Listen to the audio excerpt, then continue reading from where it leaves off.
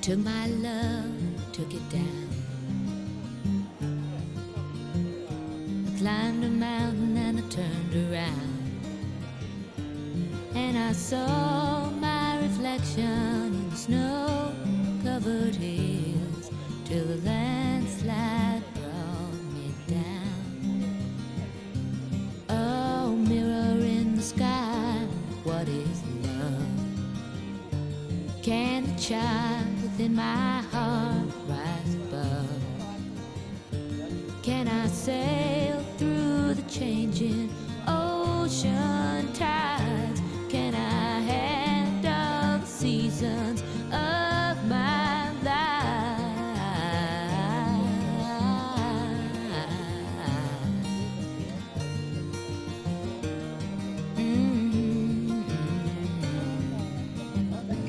Well, I've been afraid of changing, 'cause I've built my life around you. But time makes you bolder, even children get older, and I'm getting older too.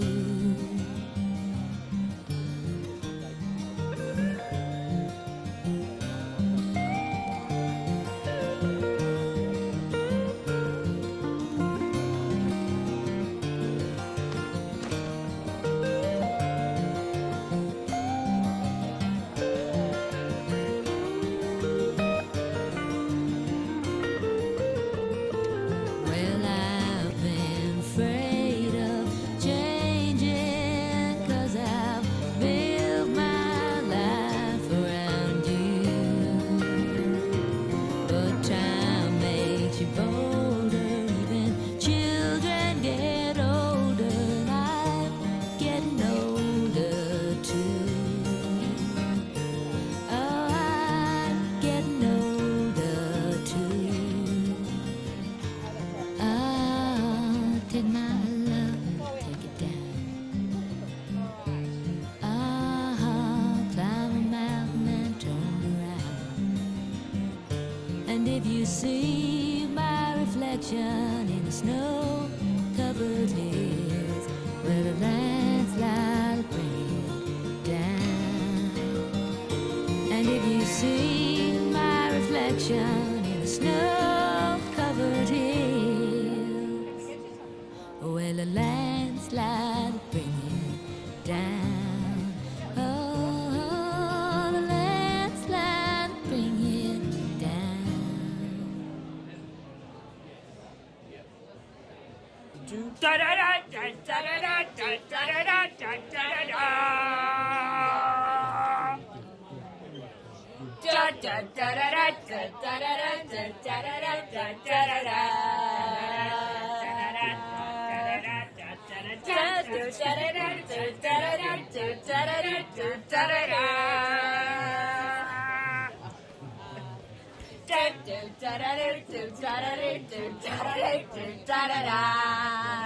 She said,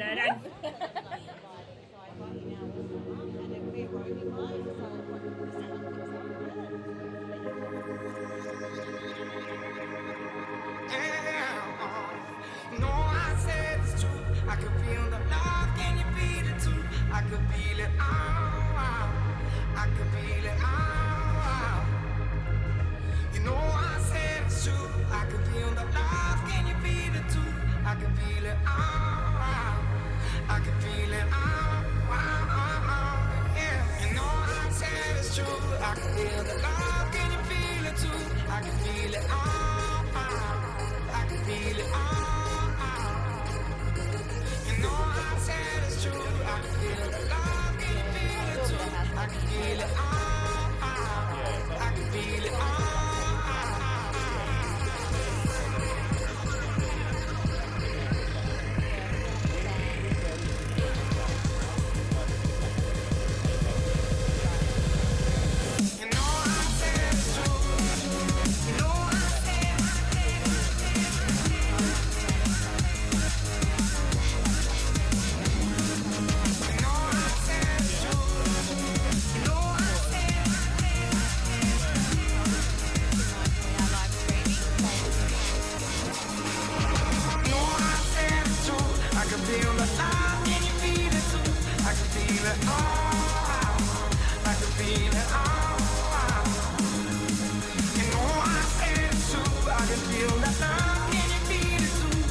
feel it.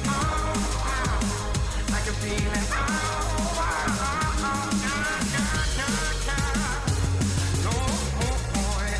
No, no, no, no, no. Oh, girl.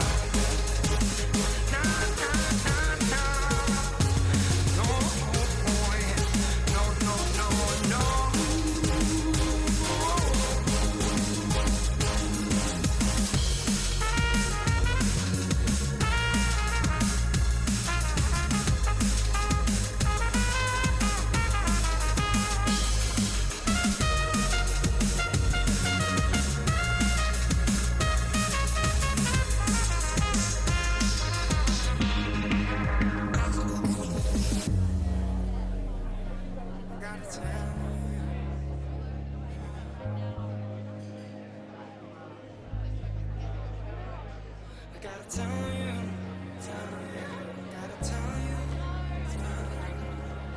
no,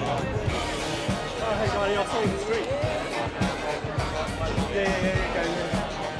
Good evening. The fighting is over for American ground soldiers in Vietnam.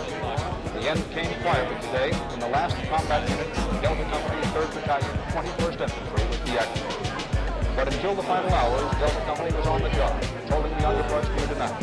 While the outfit took some casualties, its men were warned in advance, no taking chances, no heroics.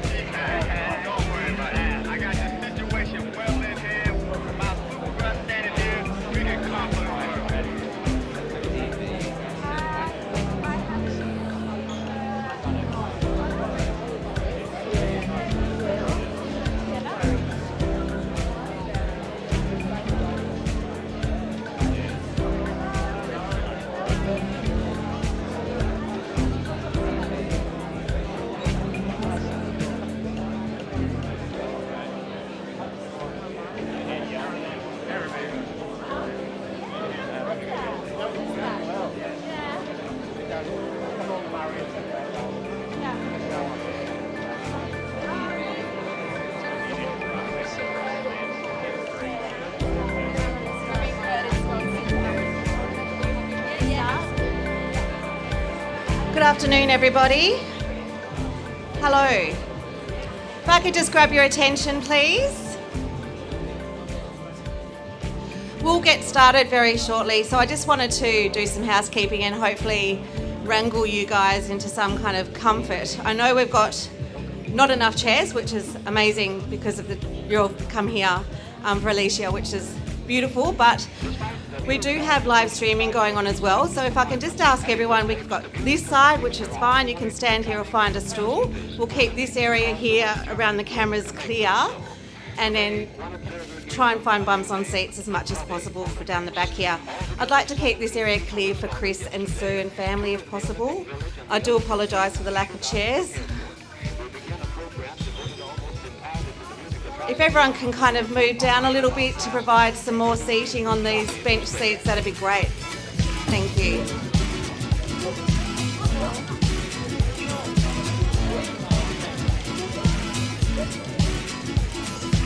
I'm a pajama rolled out of bed and she ran to the police station.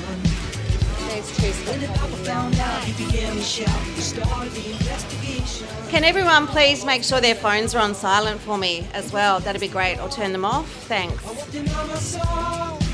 It was against the law. Mama looked down and spit on the ground every time the name gets mentioned. The cop said, Is everyone comfortable, or as comfortable as they can be? attention. Well, I'm on my way. I don't know where I'm going. I'm on my way. I'm taking my time, but I don't know where. Goodbye, Rose, the queen of Corona. See me and Julio down by the schoolyard. See me and Julio down by the schoolyard.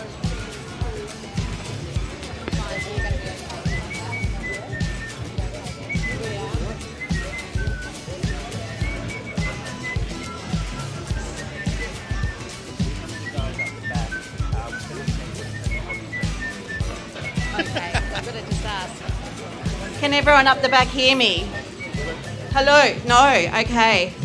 The music's going off now though, isn't it, Seth? Yeah, let's go. I want to talk to you tonight from my heart.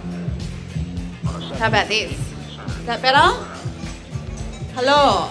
Okay. Of my administration, officials of the Committee for the Re-election of the President, including some of my closest friends. Okay, let's try that now.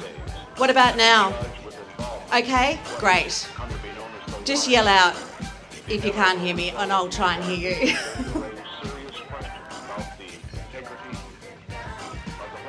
Thanks, Seth.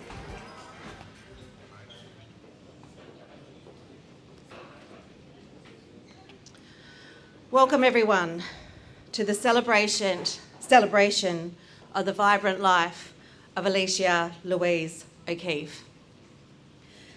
My name is Nat Weaver and I'm a civil celebrant here to conduct today's gathering, and I'm honoured to be here standing alongside Alycia's beautiful family to not only mourn the premature death of their beloved daughter, sister, bestie and granddaughter, but also to celebrate the life that was Alycia.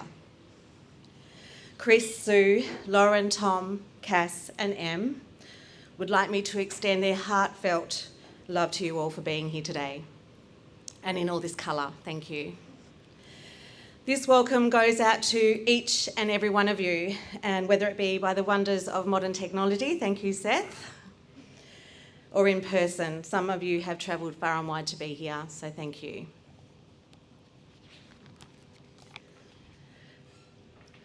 Your presence here today is definitely not lost on the family, and they are so warmed by the support that they have received and continue to receive from each and every one of you. Before we proceed, I would like to acknowledge the traditional owners and custodians of Lutruwita, Aboriginal land, sea and waterways. We acknowledge with deep respect the traditional owners of this land, the Palawa and Pakana people. Sovereignty has never been ceded, it always was and always will be Aboriginal land.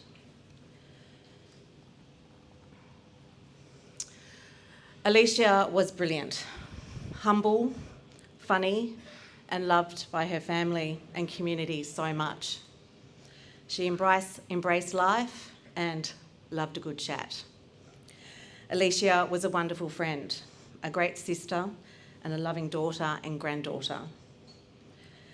Alycia's love knew no bounds, yet behind her infectious laughter, Alycia grappled with her own inner struggles, one she fought fiercely to shield others from. Alycia was remarkable and inspiring and relentless in her advocacy work within the mental health field. And despite her small stature, she commanded attention and respect. In the wake of Alycia's sudden departure, her absence has left you all stunned. Yet amidst the profound loss and grief, you all gather here today to celebrate a life that was deeply impacted, each of you, and uniquely and meaningfully. There was nothing insignificant about Alycia. Her unwavering determination, zest for life, and commitment to making a difference left an impression on everyone she encountered. And though her absence may weigh heavily upon you all now today, you will find solace and support in your togetherness. As we navigate this ceremony, we'll share laughter, tears, stories, memories, and most importantly, lots of love and comfort. We're here to honour Alycia's remarkable achievements and the light that she brought into everyone's lives. And today I'm very pleased to introduce a unique aspect of this ceremony, the living tribute to Alycia. So rather than the traditional funeral offerings, Alycia's family has welcomed you to bring a plant, a symbol of life and growth, to contribute to a living garden in her memory. And as you can tell, it's been great, and I believe there's a heap more on your way as well to your house. Some of you have already graciously presented the plants to Sue and Chris, and they do extend their heartfelt gratitude to each of you. Alycia had a deep passion for gardening, and this generosity reflects the love and admiration for all shared of her. Together, the family will nurture this garden to symbolise Alycia's enduring presence in their hearts and lives. Alycia's family has shared with me the profound impact she made as a compassionate professional in the mental health field. Her infectious smile and genuine warmth were matched only by her remarkable ability to balance deep empathy with meticulous attention to detail in her policy work. In light of this, I would like to seize the moment to draw your attention to the Black Dog Institute pamphlets, or A3s, on the walls and around the area. Sue and Chris have initiated a fundraiser to support mental health research, where even a modest contribution can make a meaningful difference in the lives of Australians grappling with depression. Your generosity will provide vital support for crucial programs, including the engagement of youth presenters to facilitate discussions about mental health in schools, as well as the development of research initiatives at empowering children with depression to adopt healthier patterns of thinking. Any donation to this cause, which was profoundly dear to Alycia's heart, would be very deeply appreciated. Your support will honour the legacy and contribute to improving countless lives. Today, I'm a facilitator to guide you all and ease you into a safe space to grieve, celebrate, laugh and cry. You are the ones who knew and loved Alycia better than anyone. The ones who come here today to support and surround themselves in the life that was Alycia Louise.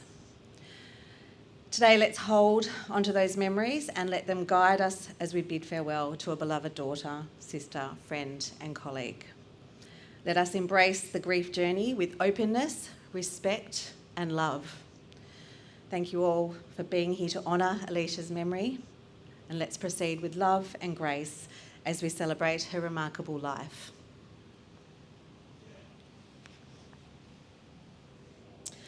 As we gather here today to honour the life of Alycia, it's natural to feel a whirlwind of emotions, sadness mingled with immense appreciation and gratitude for the time that you all shared with her. Alycia's sudden and tragic passing has left you all grappling with overwhelming grief. And in the wake of such profound loss, it may take time for the numbness to fade and for peace to find its place in our hearts once more. Each of you experience grief uniquely, and you must be gentle and compassionate with yourselves as you navigate this journey. Every emotion you feel, whether sadness, anger, or confusion, is a testament for the love that you had for Alycia and the reflection of your own mortality.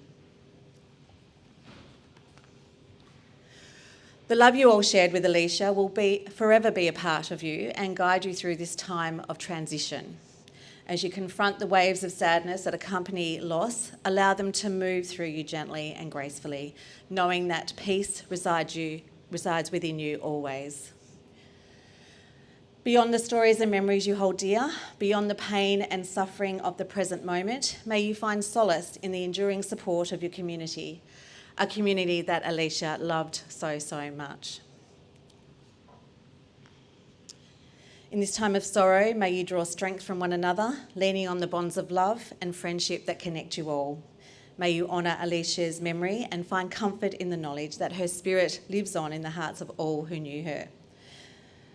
So now let's take a moment to reflect on the beauty of Alycia's life with Chris's eulogy.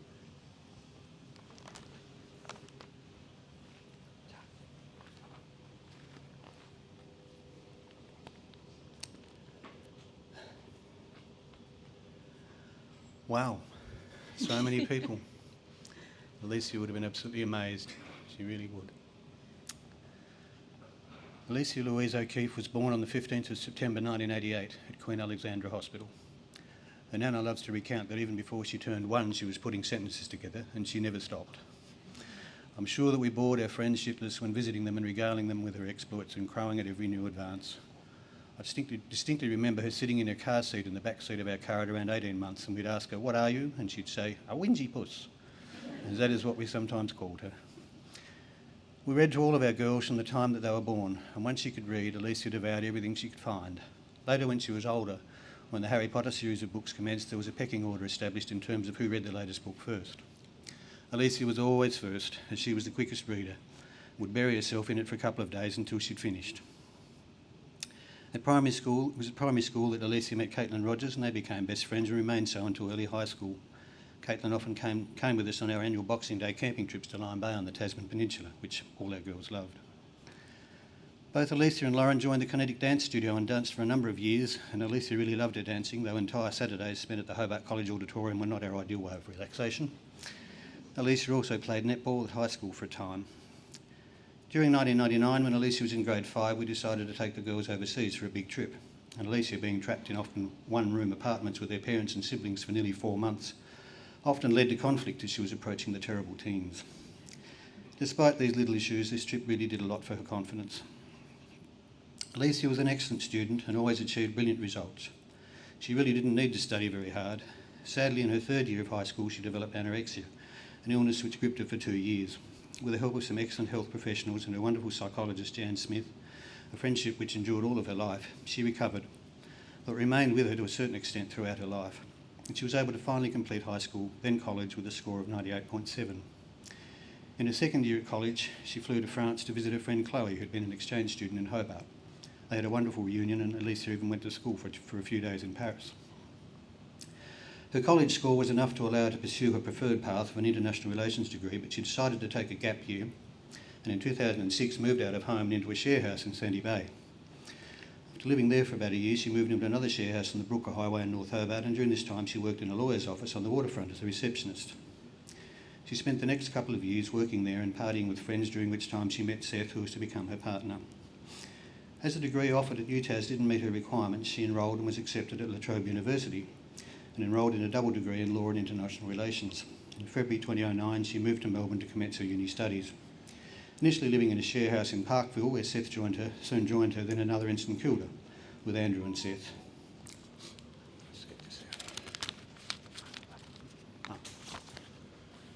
Before finally settling in Brunswick with Seth, initially Bridget, and then Swell and Annie, who became and remained friends until her passing.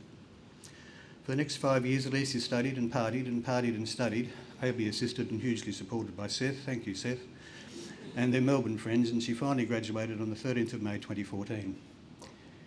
In January 2013, Alycia travelled to the Netherlands to study human rights law at the University of Maastricht. and it was to be human rights which became her real focus following this sojourn. Whilst there, she and Seth stayed with Seth's relatives in Amsterdam and then travelled to Paris, Salzburg, the Black Forest and Prague, where apparently Alycia gained a passion for cherry beer and brought it back here with her. Alycia loved the water, and she and Seth joined a dive club and would go diving in Port Phillip Bay. She gained her open water ticket and travelled to Thailand and dived there. Unfortunately, back issues led to her not being able to continue to dive as much as she would have liked. Alycia and Seth parted ways after 7 years but remained great friends, and whilst Alycia was working at the Telecommunications Ombudsman, she met Barris and they commenced a relationship which lasted until 2021. She and Barris had some great trips together to Turkey and the Greek islands, and Alycia met and was much loved by Barris's family. They travelled to Cappadocia and went ballooning and visited Barris's dad near Antalya, as well as staying on Rhodes and a resort on the west coast of Turkey. A furry feline named Momo also appeared on the scene around this time and was much loved by them both. She and Barris became engaged and hoped to marry, but sadly this was not to be. Alycia had a huge circle of friends in Melbourne, quite a number of whom we're so glad to have met, and many of whom were there for her on many occasions when things were too hard for her. Thank you to all of you from the bottom of our hearts. Whilst living in Melbourne, she would always come home to Sandford for Christmas, and we loved seeing her back, if only for a short while. During COVID, she came and stayed for 4 months, and it was lovely to have her and little Stevie with us. She just loved Stevie to pieces. We'll make sure she has a good life. For the last 12 months, Alycia had been living with Johnny and Tenzin, and of course Stevie, in Coburg, and we all loved visiting them on a number of occasions during this time. Alycia thought the world of you both, and we can't think of anyone better for her to have spent her last year with, though Stevie may have caused a few little issues with her escapism. Alycia worked in the mental health arena and was a passionate advocate for the rights of people with mental illness.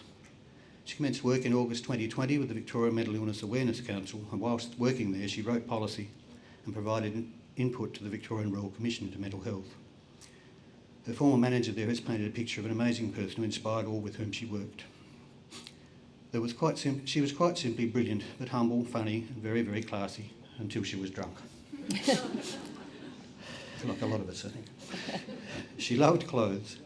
Like many brilliant people, though, her own mental health suffered on and off over the years. The last few years she deteriorated and she battled incredibly hard and researched her own treatments endlessly, even to the point of advising her psychiatrist Dev of new treatments. As a result, they developed a close relationship, and we know that he worked tirelessly with her to find a successful treatment, along with her psychologist too. Finally, Alycia loved life. There's no question of that. And she left an indelible mark on all who knew her. Thanks. Where's she gone? Did you want to stand up here so while she reads? So you can read the names? Yeah, I think so.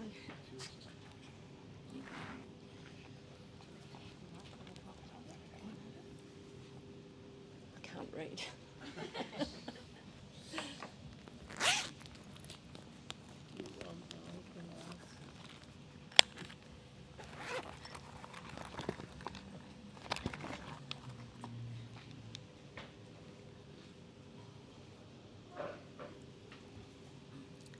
Can you hear me down there?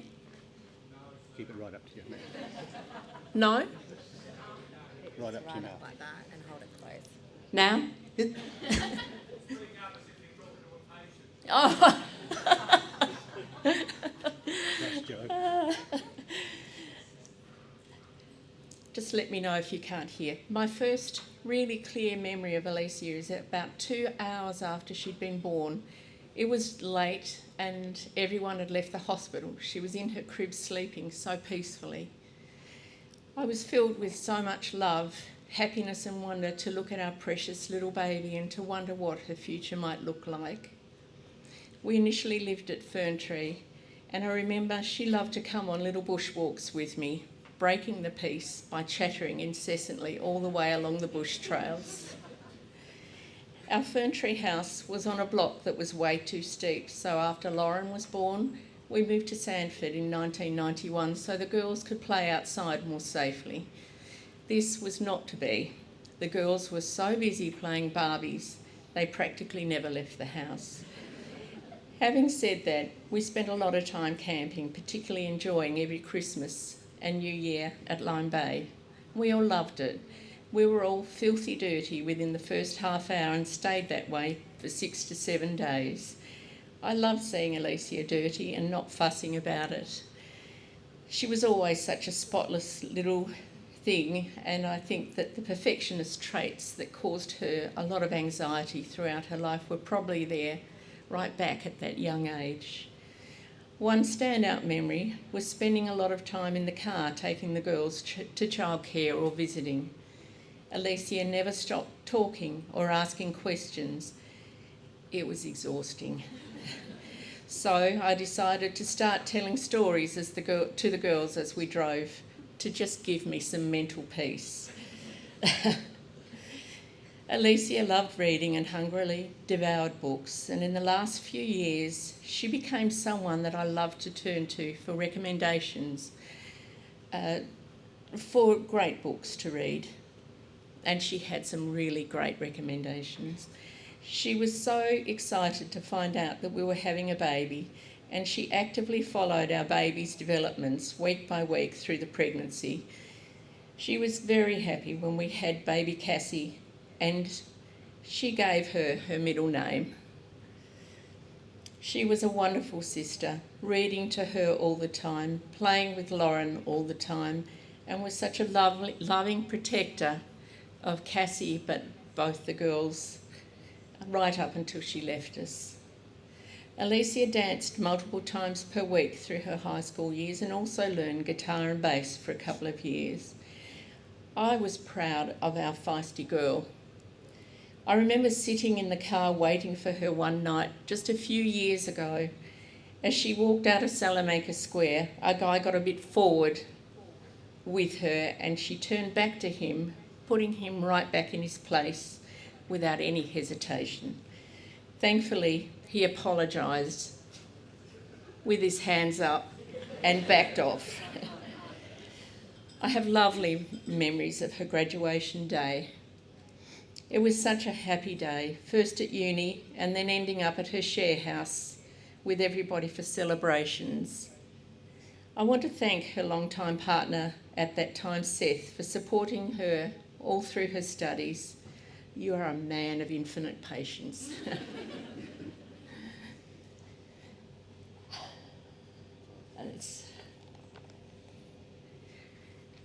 I remember the pleasure of experiencing the joy of finding out that she and Barris were engaged. We were overjoyed and she was very excited. When she and Barris broke up, Alycia really struggled for some of this, but some of this sadness was put on hold when she, along with Stevie the cat, moved in with Tenzin and Johnny. I know that both of them were wonderful friends to her and gave her so much support. We, all of us, loved going to Melbourne to visit Alycia. We met her Melbourne friends who were all so important to her, and she was such a lovely host, taking us to all the best that Melbourne offers. We went out for beautiful meals. We went to the Flower and Garden Show, which was absolutely amazing for me. And more recently, we went to see, just Alycia and I, to see Rupi Kaur, the poet, whose poetry she really loved. These were joyous times and I will miss them. Thank you to all for being part of Alycia's life. This is just amazing. Friends were everything to her for all of her life, and I can't begin to mention everyone by name. Our family, friends and relatives were also very important to her, and we love you all. And she loved you all. I loved you all too. So in closing, Alycia, if you can hear me, I love you and will miss you so terribly. But you were worth every bit of this sadness and more. I hope you know how much you were loved. I really do. And admired by everybody whose life you touched.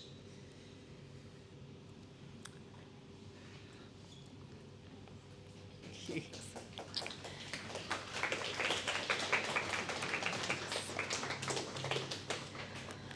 Lauren and Cass, if you'd like to come forward.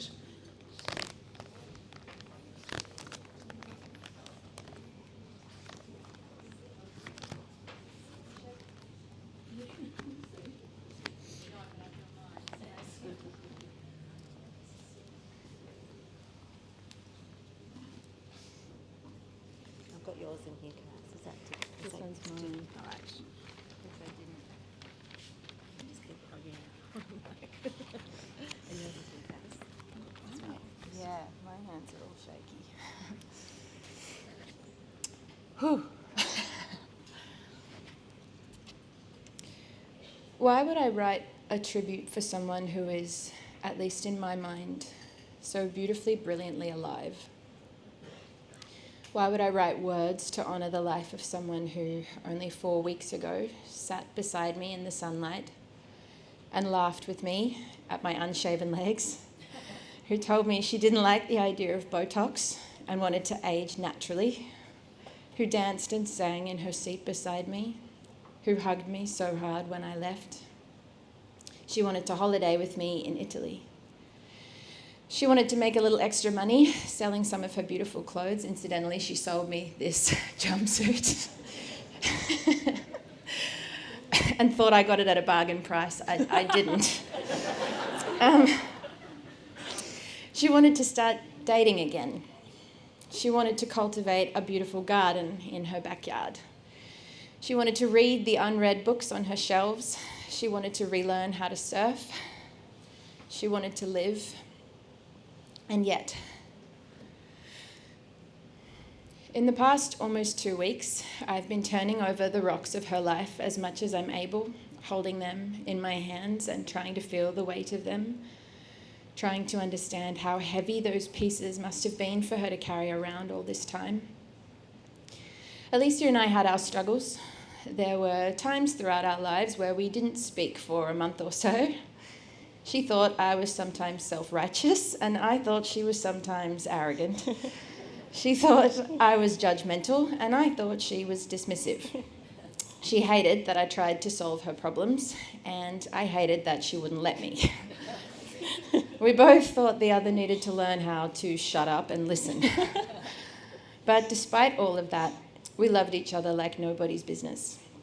She could be fiercely protective, soothing, talkative, silent, silly, deeply serious, unable to see anything but the dark, unable to quell her own adorable laugh.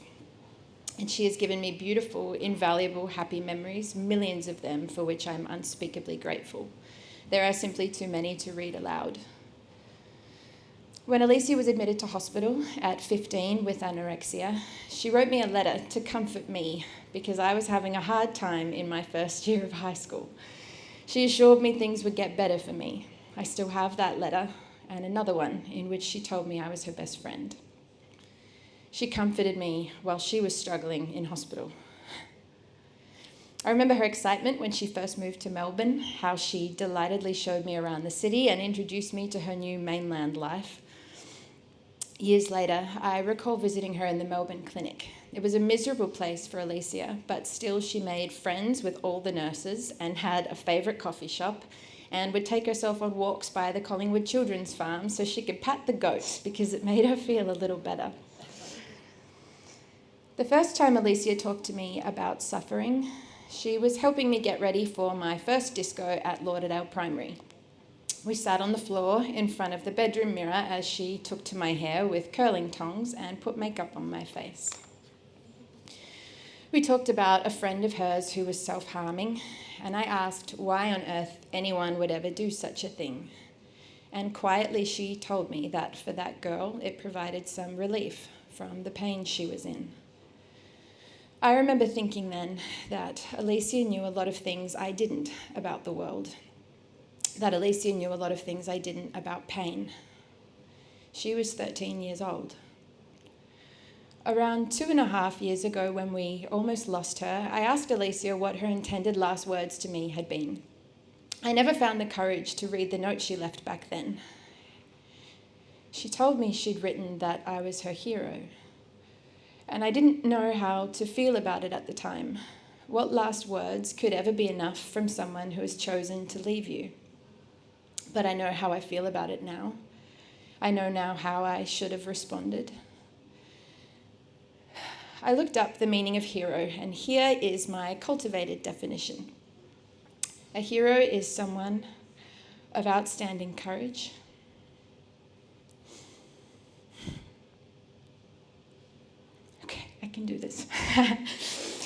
A hero is someone who is selfless in difficult situations, who's willing to put their own life at risk so that another person might live to see a brighter day. A hero is someone brave enough to face unspeakable pain every day, who refuses to be passive in the face of what they believe in. Christopher Reeve said, "A hero is an ordinary individual who finds the strength to persevere and endure in spite of overwhelming obstacles." And my sister's beautiful brain was plagued by so many obstacles. She fought so long and hard. She tried and tried and tried again. She acted always out of love and care for those around her. 2.5 years late, I am responding to that note that she left. Alycia, you were my first friend, my partner in crime when we were small, the person I turned to when our parents were being annoying, the person I used to copy in everything from your hairstyle to your clothes to your music to the way you spoke and moved, the person I fought with the most ferociously. You were the first person I told after the first time I had sex. You were the person I called when I found myself in moral conundrums. You taught me what it means to be loyal, what it means to just listen. You persevered and endured in spite of so many overwhelming obstacles for so long until finally you couldn't anymore, and you are and you will always be my hero. This is not a tribute to your too short life, but a tribute to your enduring, iridescent spirit.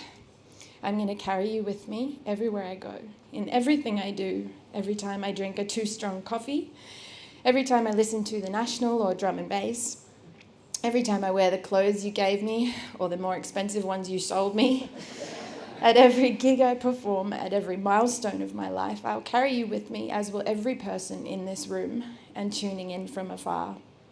Our lives are so much richer for being loved by you, and I hope wherever you are now, there is really good coffee.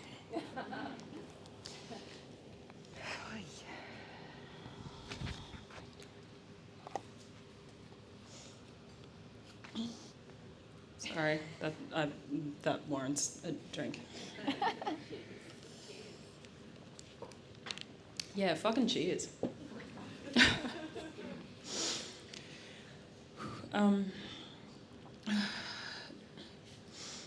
Some things that Alycia hated.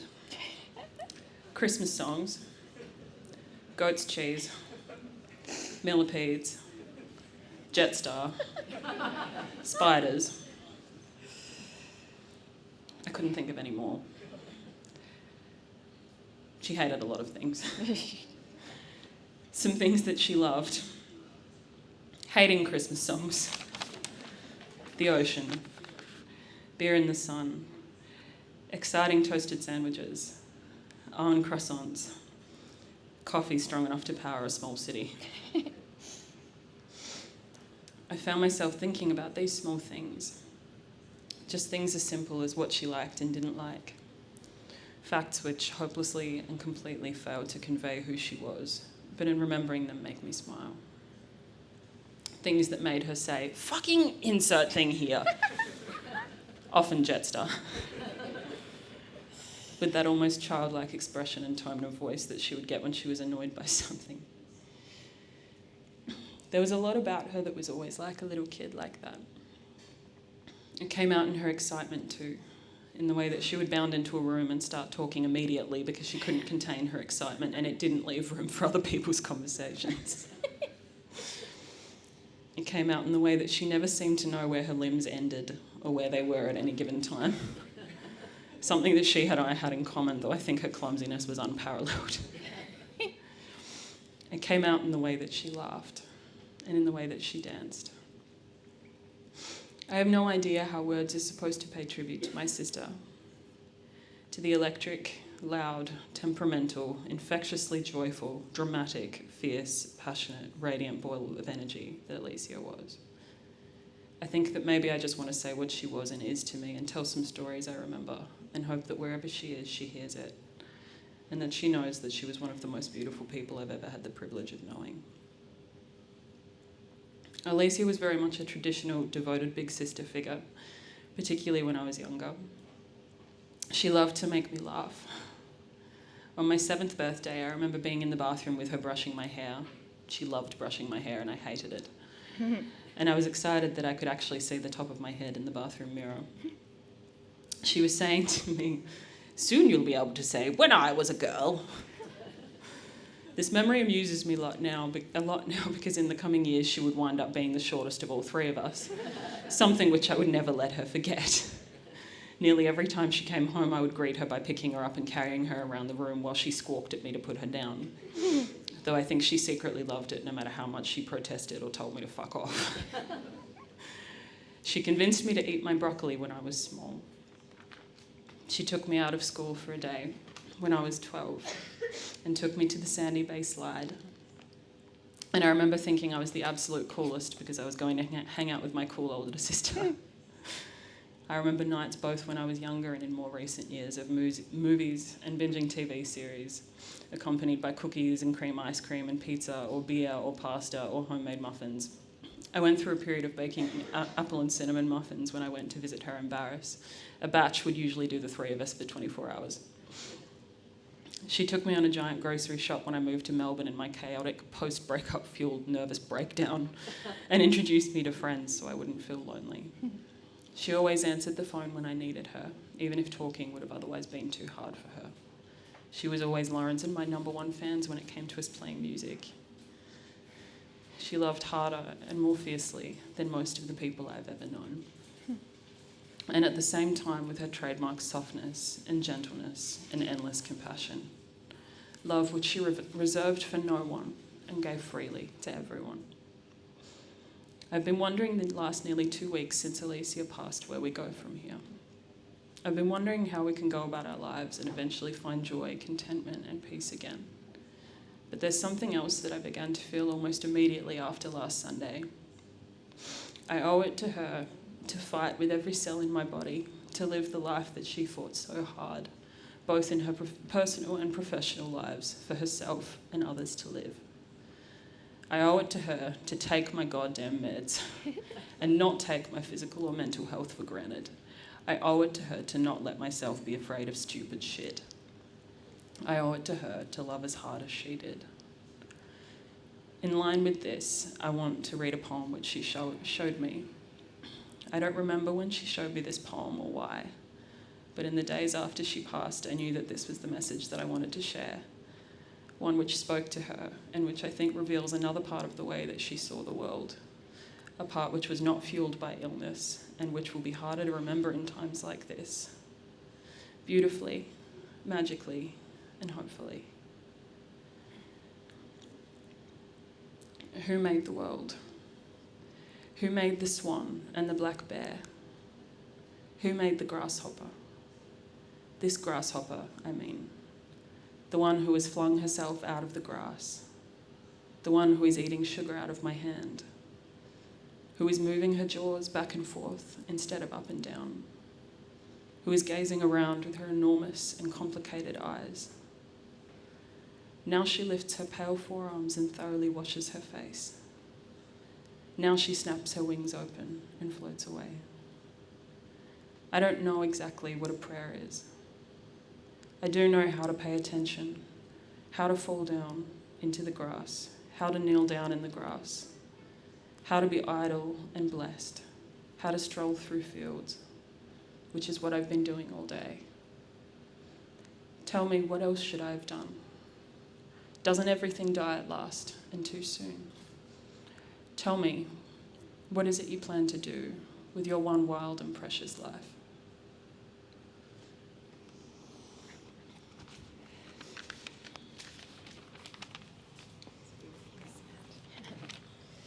I think we need a big cheers to everyone who has just spoken there as well, and raise your glass for Alycia, if you've got a glass in your hand.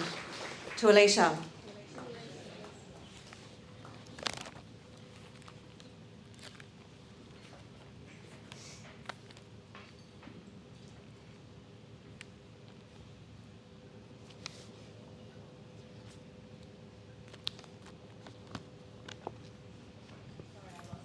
That's all right. Just give me a check.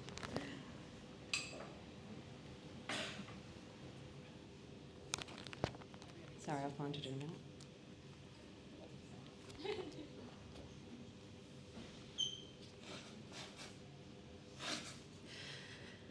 As we gather here today to honour the life of Alycia, we recognise that each of you carries with you unique memories and reflections of her life. Acknowledging this, we would like to offer an opportunity for those who wish to share their thoughts and memories to come forward. This open mic session allows you to express your feelings, share some antidotes, or simply reflect on Alycia's impact on your life. This could be a cherished memory, a favourite story, or a bloody good stitch-up, but your words can provide comfort, solace, and healing to everyone here. There's no pressure to speak, and your participation is entirely voluntary. We're definitely not going to drag you up here kicking and screaming. But if you feel moved to share, please feel free to approach the mic now or after the formal proceedings as well. So once we've finished up, we'll leave the mic here, and if you just feel like coming up, singing, dancing, whatever, telling jokes, feel free. So as we begin this open mic session, let us hold some space for one another with empathy, compassion, and respect. Your presence and words are a testament to Alycia's love and legacy, and we thank you for your willingness to share during this moment of remembrance and reflection. Thank you. Anyone like to go first?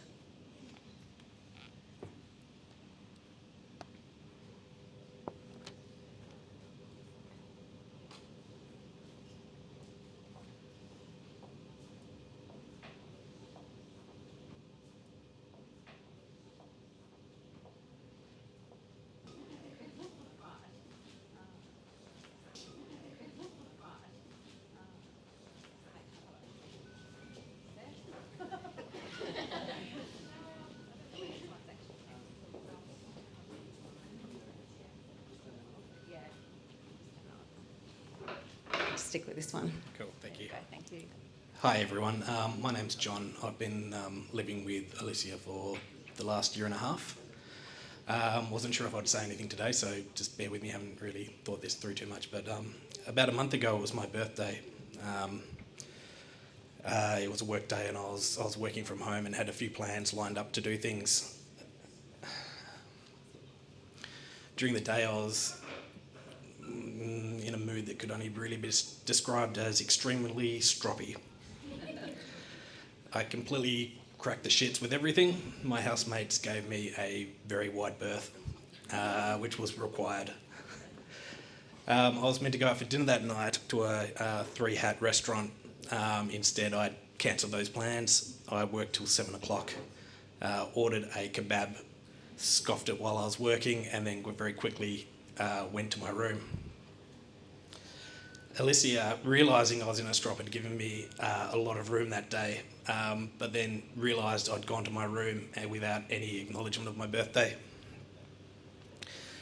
I got a knock on the door and I was in bed and I was like, oh my God, are you serious? And she's like, Johnny. And I was like, oh. I quickly put on some clothes and came out. If looks could kill, I would have killed her. She'd ordered me 4 cakes. Still being in a strop, we went to the kitchen and sat in the kitchen awkwardly at the table as we tried each of the cakes. Realising how stroppy I was and knowing that Alycia had just realised that I had just put myself in such a bad mood and wasn't going to acknowledge my birthday, and that just wasn't right. She'd ordered me those 4 cakes and we sat there and ate them and quietly commented on them. At some point I realised how absurd I was being, and I cracked a smile and just looked at her and said, I love you. She gave me that smile. She gave me that smile that I'm sure everyone here knows. And I just gave her a hug and said, I love you so much, and went to my room with a grin on my face. I love that girl. We had a lot of good times in that house, which makes this day even more harder. There was a lot of hard times, but there was so much good. There were so many good times, and I'm going to miss her so much. Thank you.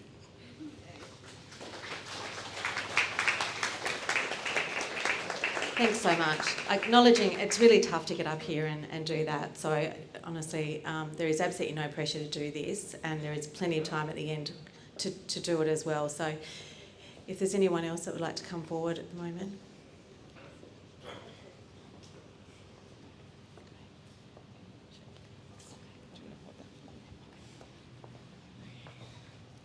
Hi, I'm Annie and this is Schwell. We were living with Alycia for a good 5 to 7 years in Brunswick, and we have a lot of pretty extraordinary memories of that house along with Seth as well. We're both quite nervous coming up here, but we also would like to say something. Sorry, can't hear me. Say something because we just hold her so dearly in our hearts, and I think we couldn't walk away from today without saying something. I'll try and talk really loudly, I'm sorry guys. It's taken me so many drafts to get anything down to a reasonable length to speak of you. I started noting my favourite memories of you and the stories that still make me laugh at your ridiculousness.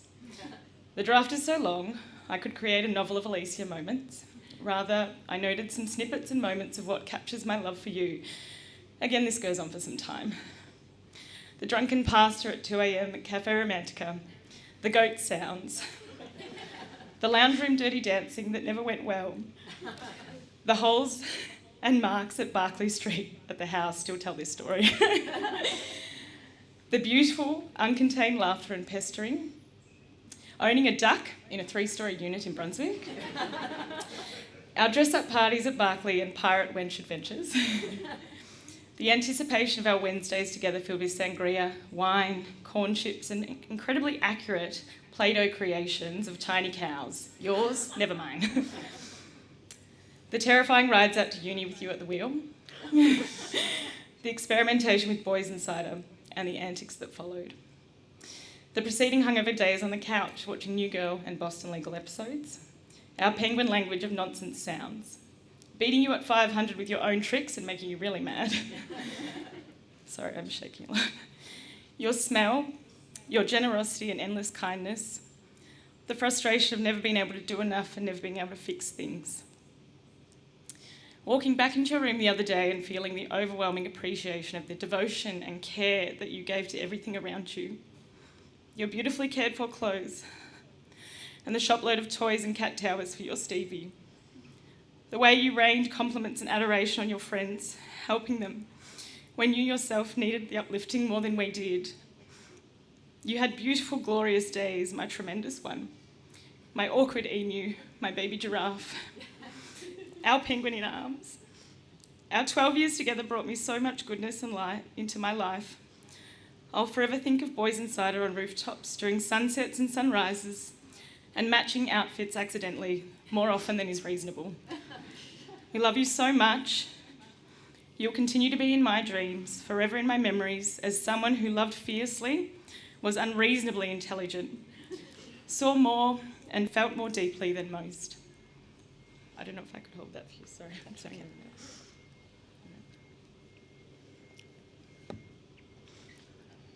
Alycia, I don't think it's possible to find the words to convey all you mean to me. I've never had your way with words. Factually, you and I were housemates, workmates, travel buddies and dive buddies, and this information does nothing to explain what a wonderful and supportive friend you were to me and to all of us. It doesn't explain the thousands of hours of conversation and laughter, the passionate debates, the wild plans, the silliness, the joy. Oh, how happy you made my heart. Words are simply insufficient to express how very much I love you, my brilliantly bright, kind friend. I can't express how my heart breaks that you are gone, or for how hard you had to fight, and just how deeply you'll be missed. So instead, I'll read a poem by your favourite poet, Rupi Kaur. That's okay, I'm doing great. I'm sorry. When I go from this place, dress the porch with garlands, as you would for a wedding, my dear. Pull the people from their homes and dance in the streets. When death arrives, like a bride at the aisle, send me off in my brightest clothing. Serve ice cream with rose petals to our guests. There's no reason to cry, my dear. I have waited my whole life for such a beauty to take my breath away. When I go, let it be a celebration, for I have been here. I have lived, and I have won at this game called life. Alycia, Blondie, my penguin, when I remember you, I'll remember you proudly showing me your garden, your towering tomato plants and bright cactus flowers, sipping coffee in the mornings. I'll remember you laughing and smiling in the afternoon sunshine and excitedly talking at me about some new interest.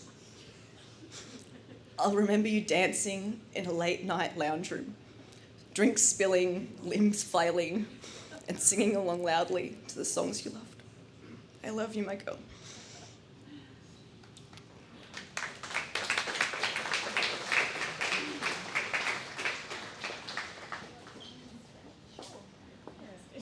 Stick together. Yeah. Thank you. Hi everyone. My name's Kazma. I only knew Alycia for a short period, but it was a big impact on my life. Okay. Grief is a weird beast. Grief sits right up there with time. It drags, it flies by, you blink and it's gone. You sit still and it seems to stop moving. You're stuck in it forever, you don't know where it goes. Sorry, sniff. Knowing someone for a lifetime, a day, a year, or half of your adult life, they are the times that should be cherished. Because life is short, but memories and stories and love are forever. A standout memory with Blondie is the night we caught up at the Cornish Arms. It was a sunny afternoon in spring and we shared some wine into the night. 3 older men decided we looked inviting and came over for a chat. One was married with kids, one was gay with 2 schnauzers, his words, and the other was a walking red flag who had Alycia firmly in his sights. While I initially tried to encourage her, my ears pricked up when I heard her say, "Yes, 2 kids at home, a girl and a boy, 6 and 3, and my husband James." I turned and saw that face we all know and love, the one where it's a gritted smile, dismissive nodding, and "get me out of here" eyes that I tried very hard to contain my laughter at. We managed to break free of them and head to another bar for a ginger beer recap of the night and laughed about it at many a catch-up after that. For some strange reason, James and the kids weren't home when she got there, but little Stevie Catnix was jumping and going crazy on her return. Everyone knows the year of firsts is always one of the hardest, but what no one tells you about is the next year of seconds and all the ones after that. The reminders that it's more time without one of your favourite humans. The moments where you go to call them, or when you see something and go, "Oh, they would like that. Oh, that's right." And then there's the distance in time since you last saw them or saw their name pop up on your phone.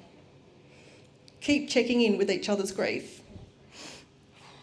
Never stop wondering how someone is.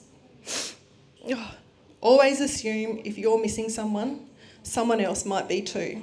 Check in on them. It's never a burden. Grief will always be a weird, wonderful, horrible, unavoidable beast, and it never goes away. But you know what else is weird and wonderful? Love.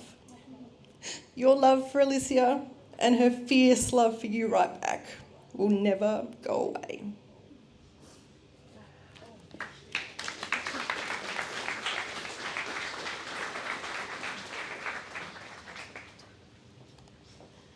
Thanks, everyone. Is everyone happy for us to proceed? Is there anyone else, or we'll leave the mic down for later? Oh, yeah. Thank you.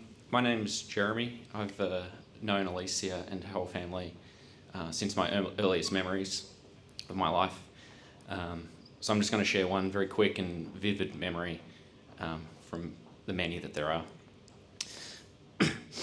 So I was probably, Alycia and I were probably 4 or 5 years old, and we were just playing in the backyard after school. And then Alycia decided to tell me about a game she wanted to play that terrified me. It was kiss and catch. It was just Alycia and I there. So I was so terrified I started to run, not realising I just started the game. Now, I don't quite remember if she caught me because I let her catch me or from her sheer determination, but she did, and then quickly asked me to marry her. And then I started to run some more. It's a quick memory, but it's just the most vivid one I have of just little Alycia just smiling. And thanks Alycia for 1,000 more memories. Not where she asked me to marry her, but just happy ones. That's it. Thank you. That's a cracker. Chris, we have a reading here from Alicia's manager. Would you like to read that, or would you like me to read it?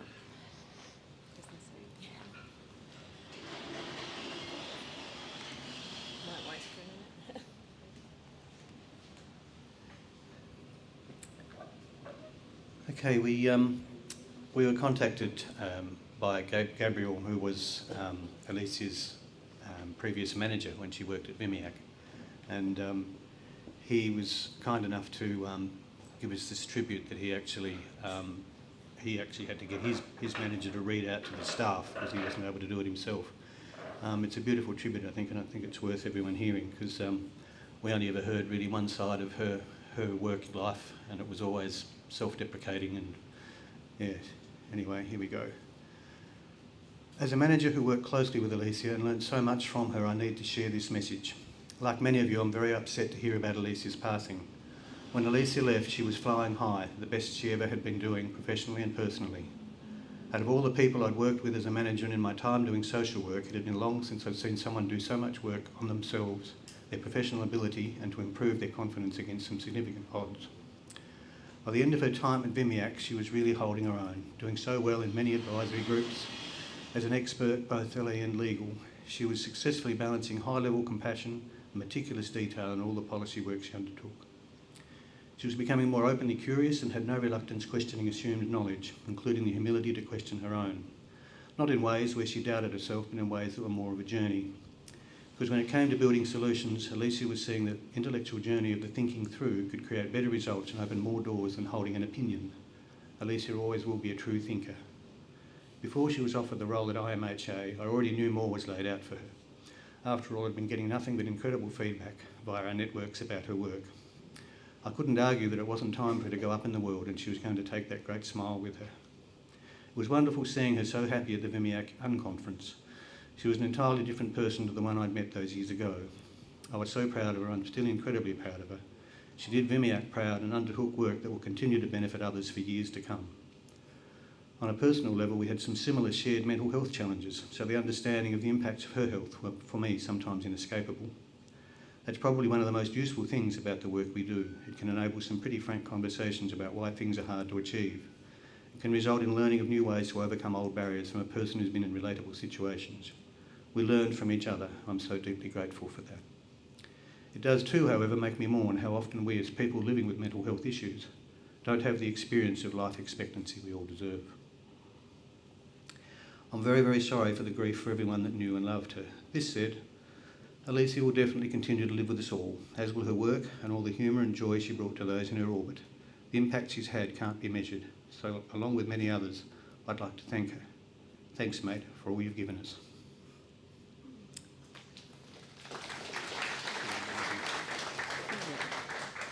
Thank you so much. It's beautiful.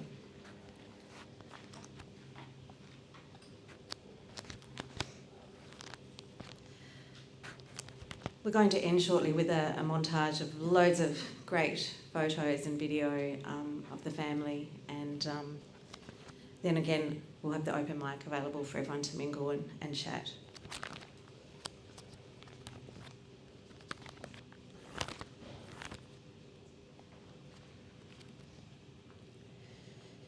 There are some thank you notes. Chris and Sue, would you like me to read through this one?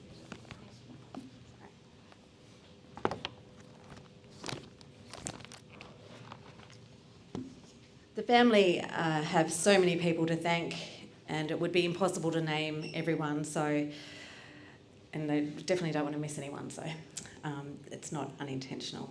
Firstly, thank you all who have donated to the Black Dog Institute. I know that this would have been something that Alycia would have been on board with completely.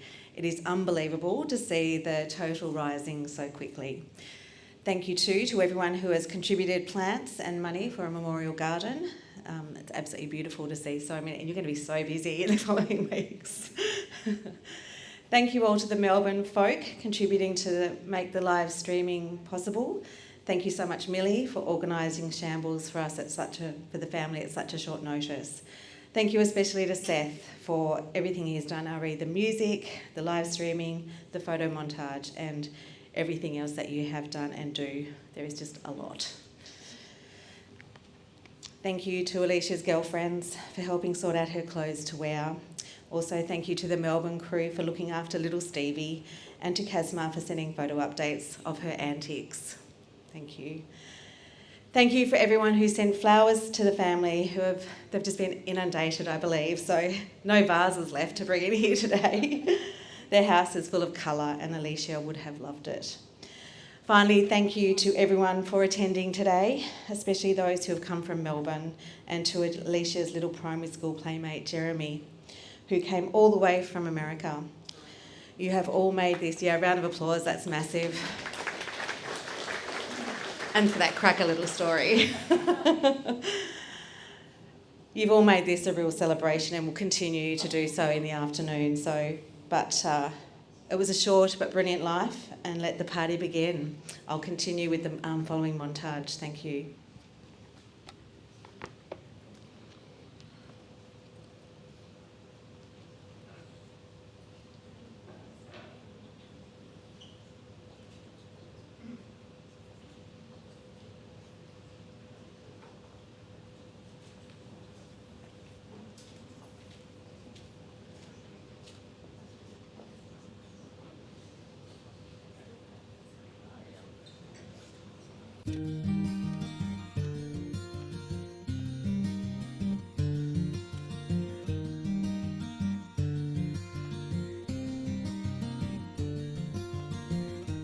Took my love, took it down.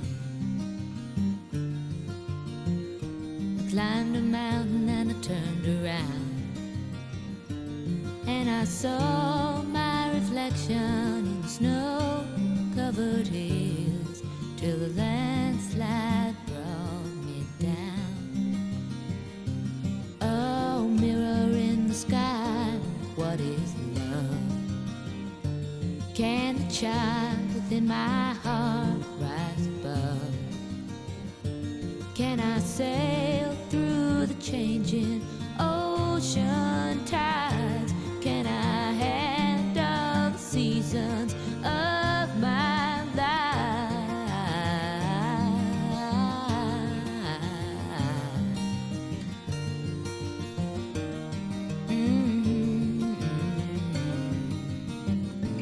Well, I've been afraid of changing, 'cause I've built my life around you.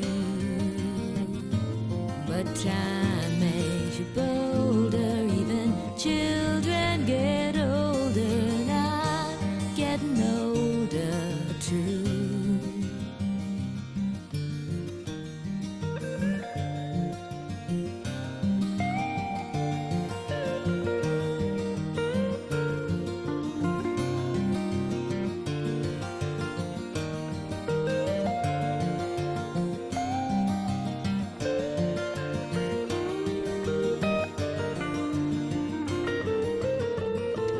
Well, I've been afraid of change.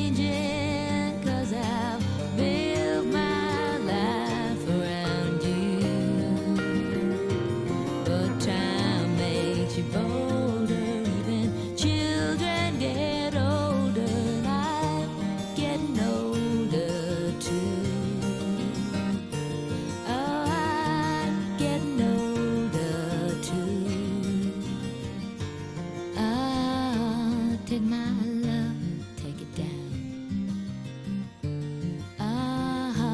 Climb a mountain and turn around. And if you see my reflection in the snow-covered hills, where the landslide bring it down. And if you see my reflection in the snow-covered hills, well, the landslide bring it down. Oh, the landslide bring it down.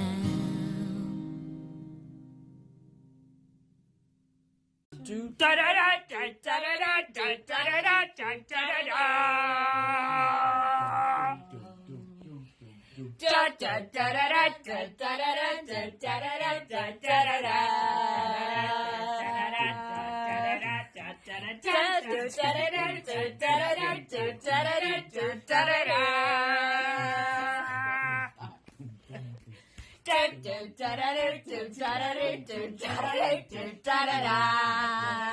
She said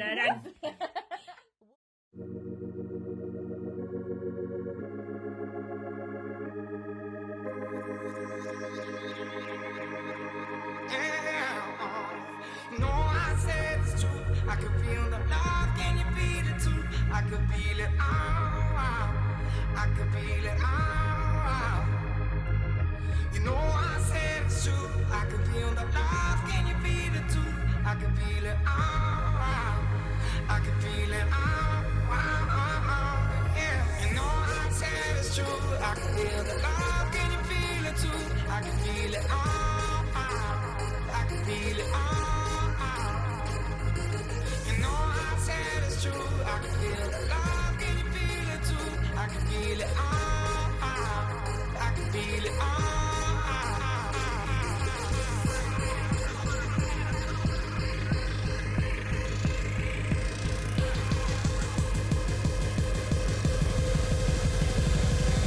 You know I said it's true. You know I said.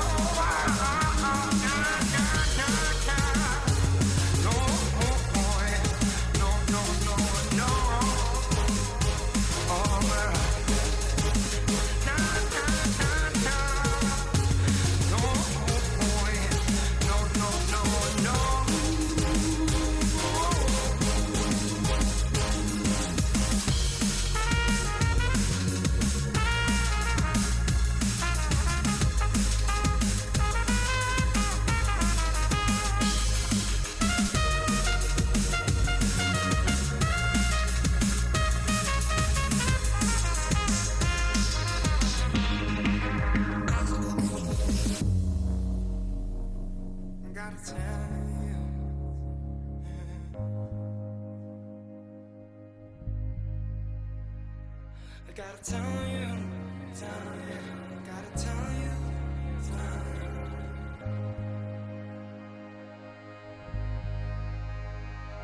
gotta tell you, tell you.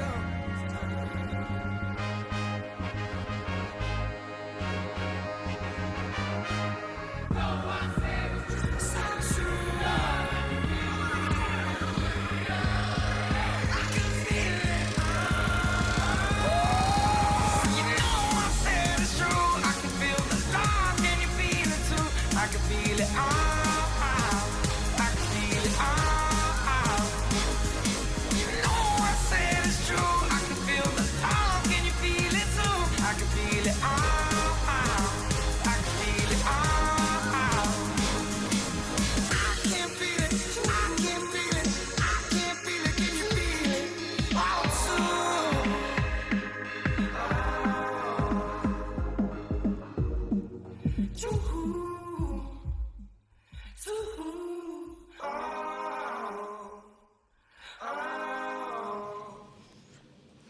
Thank you, everyone. Now, there is also another announcement that I failed to let you know about, and it's about a star that Alycia now has. So, Chris, did you want to tell everyone about the star? Are you happy for me to read, Chris and Sue? There is a star, and I've got some information here about it. Let me find it in here.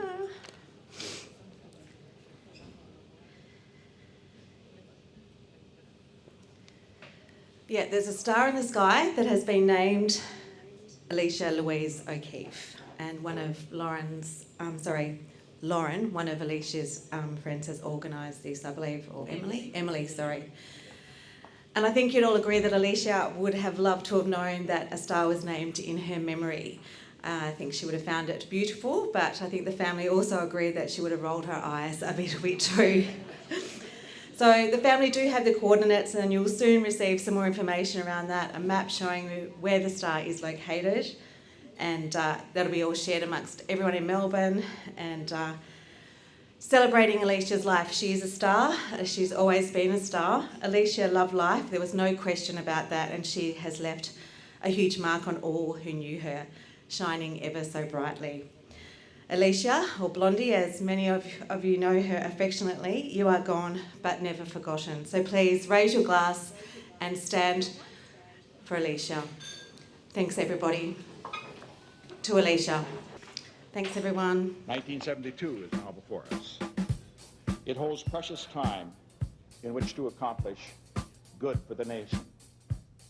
We must not waste it.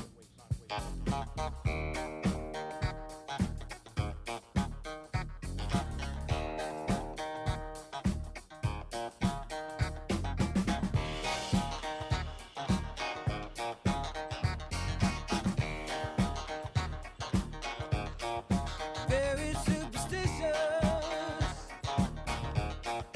writings on the wall. Very superstitious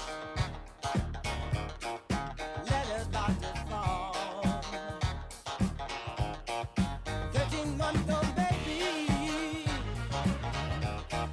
broke the looking glass. 7 years of bad luck. You put things in your past. When you believe in things that you don't understand, and you suffer. Superstition ain't the way. Yeah. Good evening. The fighting is over for American ground soldiers in Vietnam. The end came quietly today when the last combat unit, Delta Company, 3rd Battalion, 21st Infantry, was deactivated. But until the final hours, Delta Company was on the job, patrolling the underbrush near Denai. While the outfit took some casualties, its men were warned in advance, no taking chances, no heroics.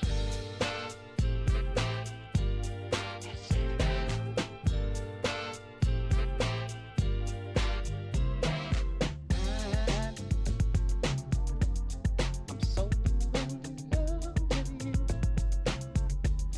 Whatever you want to do is alright with me. 'Cause you make me feel so brand new. And I want to spend my life with you. Oh, baby, let's stay together, loving you weather, times are good and bad, and happy or sad.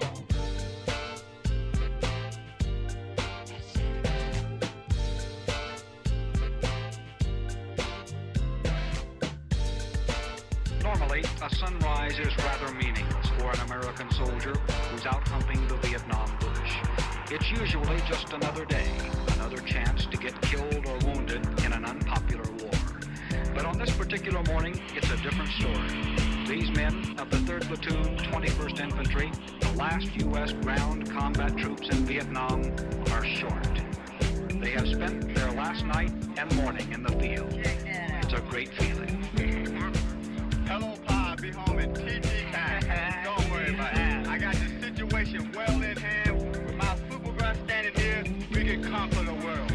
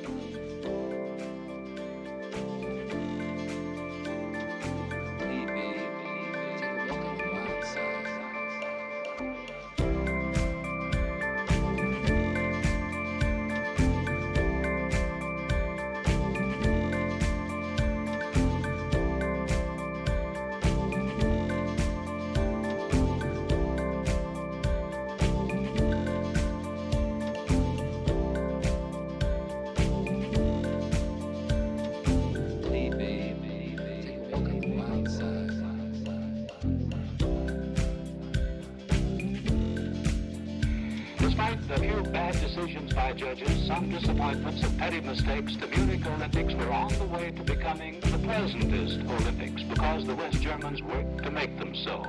Today, one observer gave them a new name, the Bloody Olympics. Altogether, 17 people were slaughtered yesterday, 2 in the Olympic Village and the other 15 in the shootout at the airport. We begin a program devoted almost entirely to the Munich atrocity with a report on the shootout last night. ABC's Lou Choppy was there.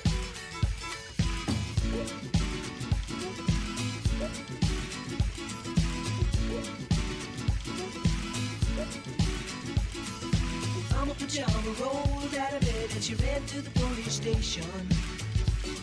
When the papa found out, he began to shout. He started the investigation. It's against the law. It was against the law. Oh, what the mama saw. It was against the law. Couldn't mama look down and spit on the ground every time the name gets mentioned. The papa said, oh, if I get that boy, I'm gonna stick him in the house of detention. Well, I'm on my way. I don't know where I'm going. I'm on my way. I'm taking my time, but I don't know where.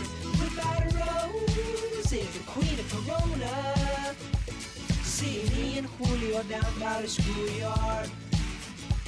See me and Julio down by the schoolyard.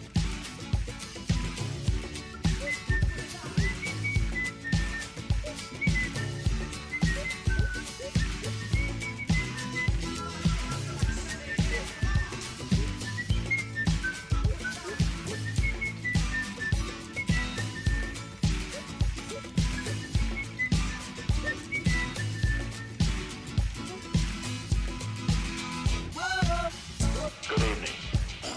I want to talk to you tonight from my heart on a subject of deep concern to every American. In recent months, members of my administration and officials of the Committee for the Re-Election of the President, including some of my closest friends and most trusted aides, have been charged with involvement in what has come to be known as the Watergate affair. The inevitable result of these charges has been to raise serious questions about the integrity of the White House itself. Tonight I wish to address those questions.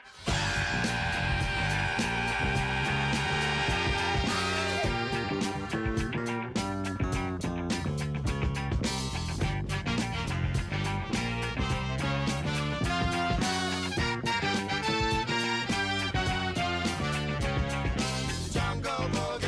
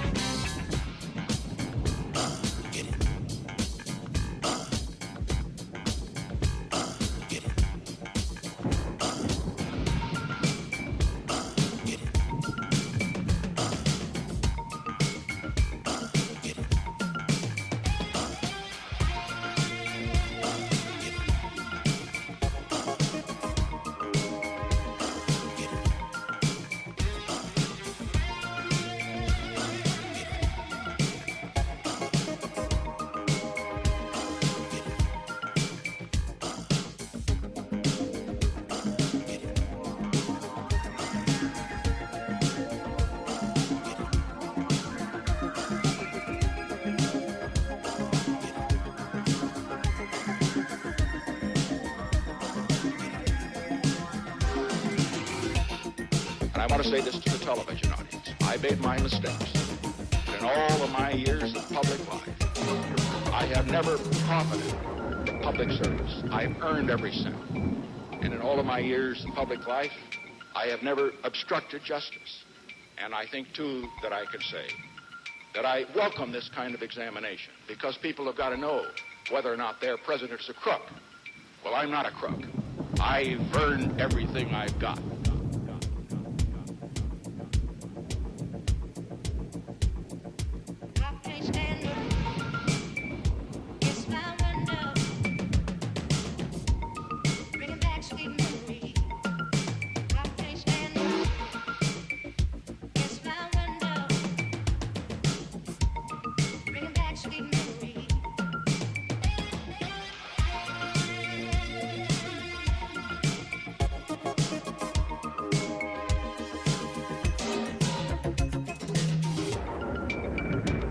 I have much pleasure in declaring the Sydney Opera House open.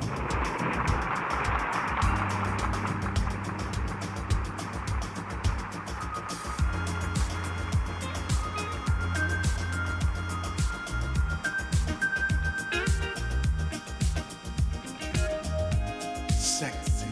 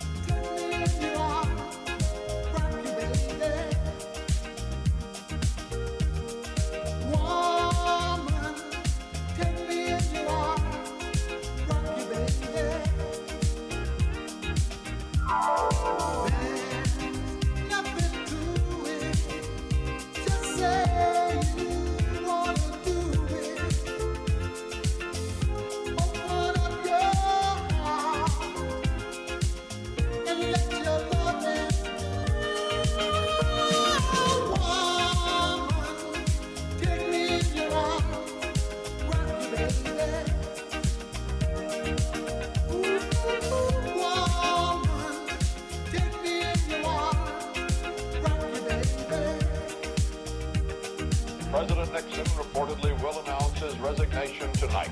And Vice President Ford will become the nation's 38th president tomorrow. That word comes unofficially from aides and associates of both men, but not from the two men themselves. And the swiftly moving events of this busy day in Washington tend to confirm it. I shall resign the presidency effective at noon tomorrow. Vice President Ford will be sworn in as president at that hour in this office.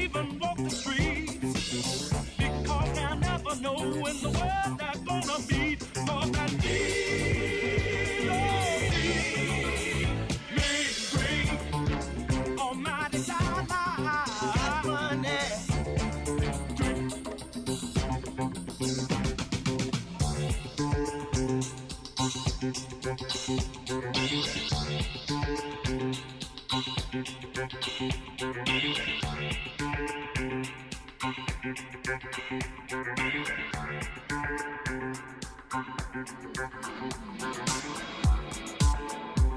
Vietcong flag is flying over the presidential palace in Saigon today, just a few hours after the South Vietnamese government announced its unconditional surrender.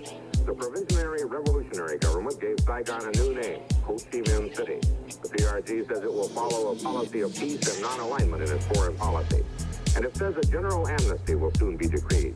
But it has said little else in the brief period since the surrender. We now have films of the emergency evacuation effort from Saigon, which took place just before the surrender.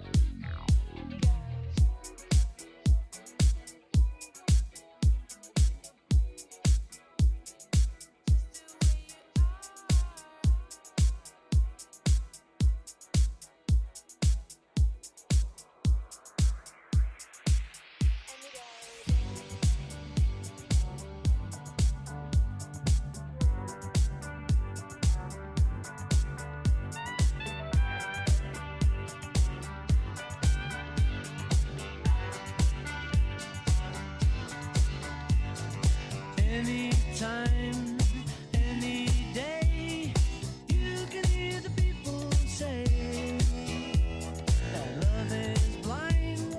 Well, I don't know, but I say love is kind.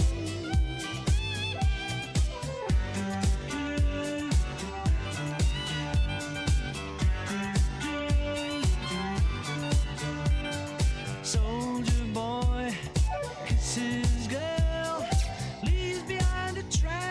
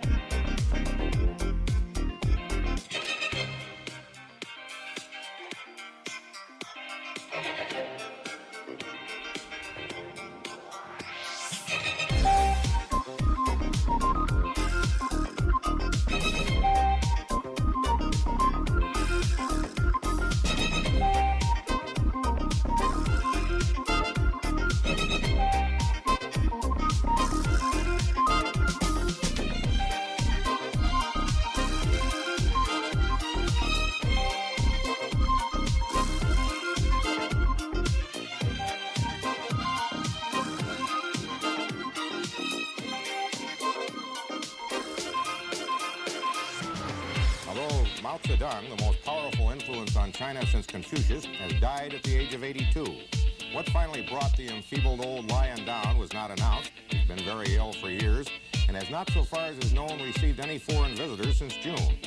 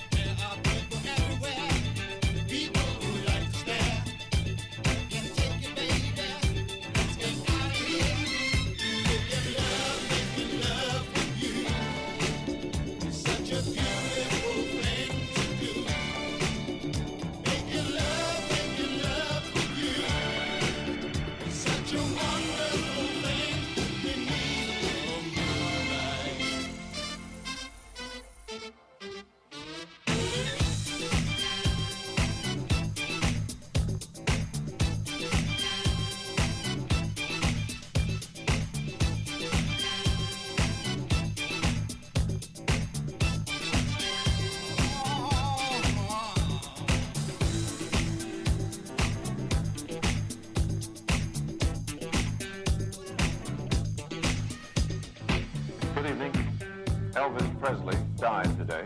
He was 42. Apparently it was a heart attack. He was found at his home in Memphis, not breathing. His road manager tried to revive him. He failed. A hospital tried to revive him. It failed. His doctor pronounced him dead at 3 o'clock this afternoon.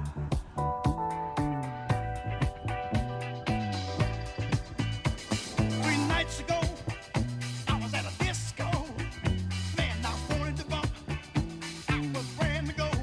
And this big fat woman bumped me on the floor. She was brand to go.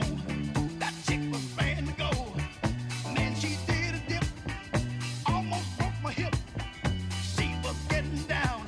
That chick was getting down.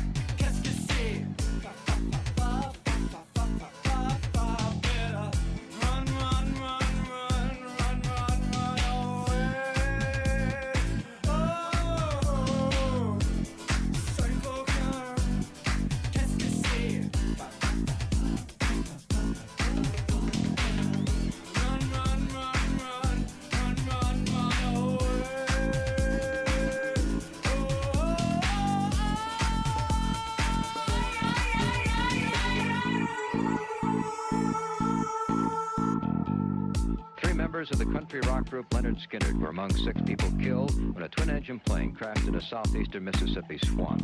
The dead were lead singer Ronnie Van Zant, guitarist Steve Gaines, and Gaines' sister, vocalist Cassie Gaines. Authorities say it appears the pilot was trying to crash land the plane after running low on fuel but struck treetops near Macomb, Mississippi on the Louisiana border. The leader of the group, Van Zant, helped create country rock hits like Free Bird and Sweet Home Alabama.